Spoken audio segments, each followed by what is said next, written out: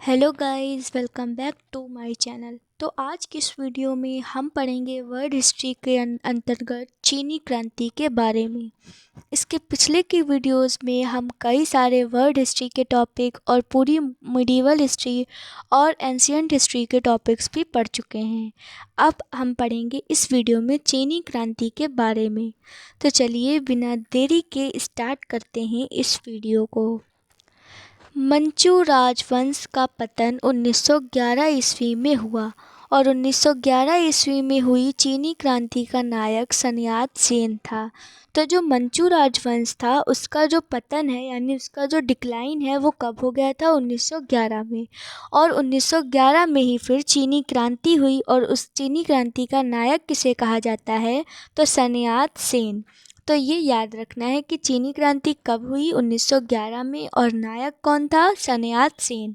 1905 ईस्वी में सन्यात सेन ने तुंगमेंग दल की स्थापना की थी। तो जो ये सन्यात सेन था इसने किस दल की स्थापना करी थी तुंगमेंग दल। और कब स्थापना करी थी तो 1905 ईस्वी में, जिसका उद्देश्य था चीन में मंचू राजवंश के शासन को समाप्त करना। यानी जो चीन में मंचू राजवंश चल रहा था उस शासन को समाप्त करने के लिए सन्यात सेन ने 1905 में तुंगमेंग दल की स्थापना की थी।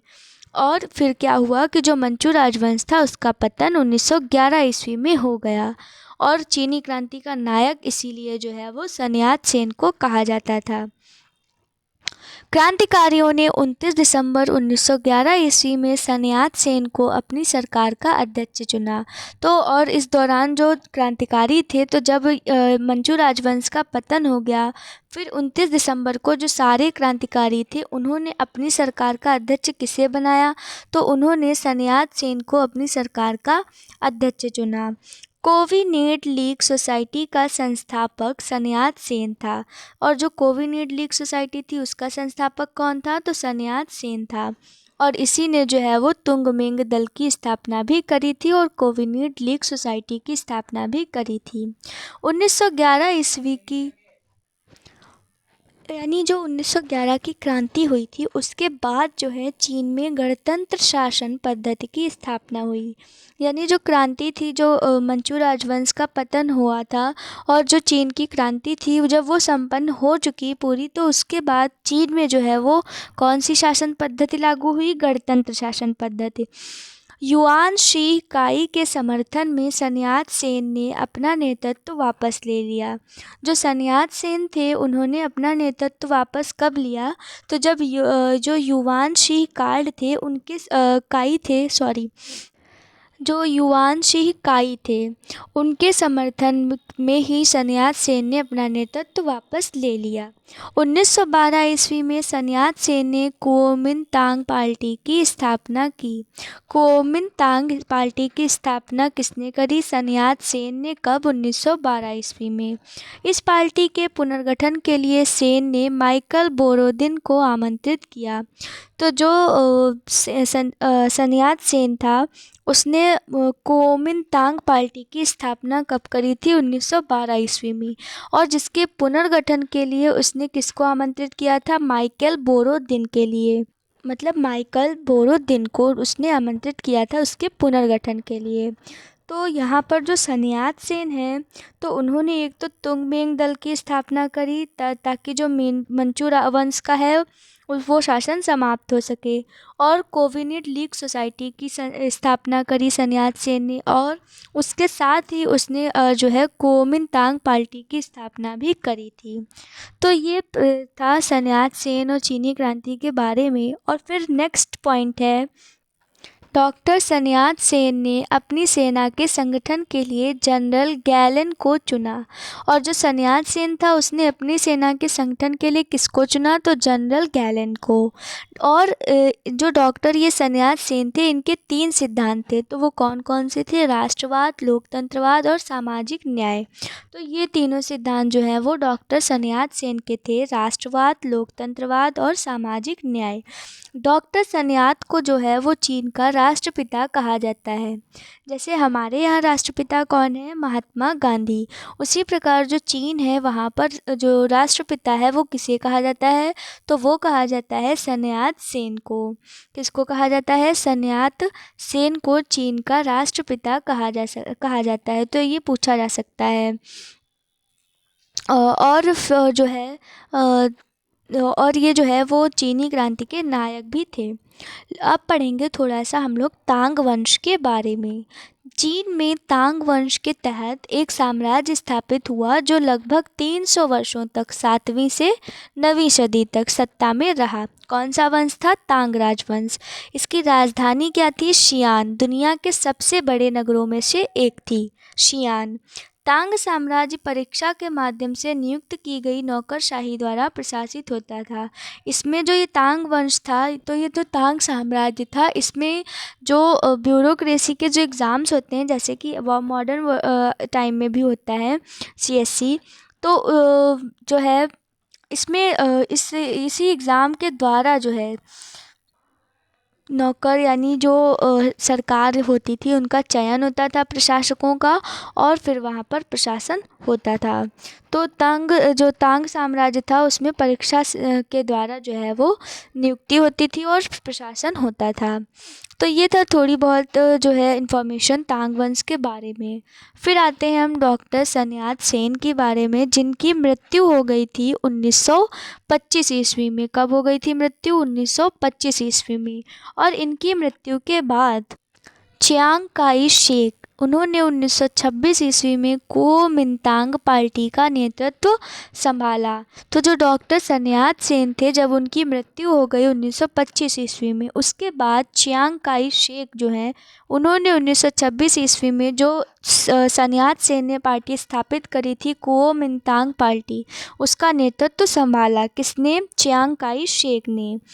1927 ईस्वी में कुओमिंतांग पार्टी से साम्यवादी लोग जो थे वो अलग हो गए, यानी जो कम्युनिस्ट थे वो अलग हो गए कुओमिंतांग पार्टी से 1927 में। तो वो कब अलग हुए? 1927 में।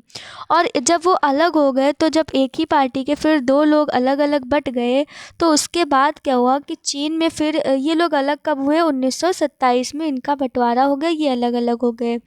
फिर उसके बाद क्या हुआ कि तुरंत जो है 1928 में फिर चीन में जो है वो गृह युद्ध की स्थिति आ गई, यानी इनके बंटवारे के बाद जो है वो 1928 में गृह युद्ध स्टार्ट हो गया।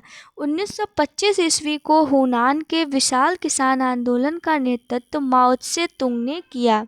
अक्सर हम इनके बारे में सुनते हैं। तो माओ त्से तुंग कौन है? तो माओ त्से तुंग ने जो है वो हुनान के विशाल किसान आंदोलन का नेतृत्व किया, जो कि 1925 ईस्वी में था। और इनका जन्म कब हुआ? तो 1893 में इनका जन्म हुनान में हुआ था।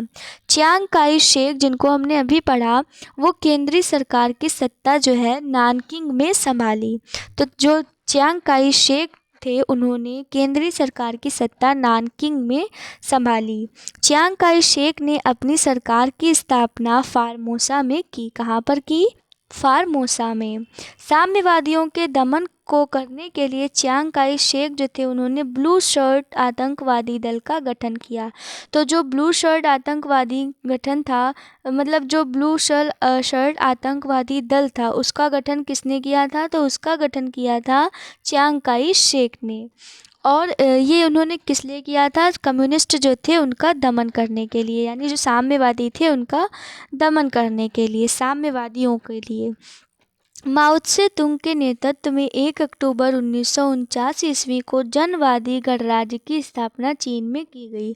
तो जो जनवादी गणराज्य है वो किसके द्वारा स्थापित किया गया? माओ त्से तुंग के द्वारा। कब? तो 1 अक्टूबर 1949 ईस्वी को।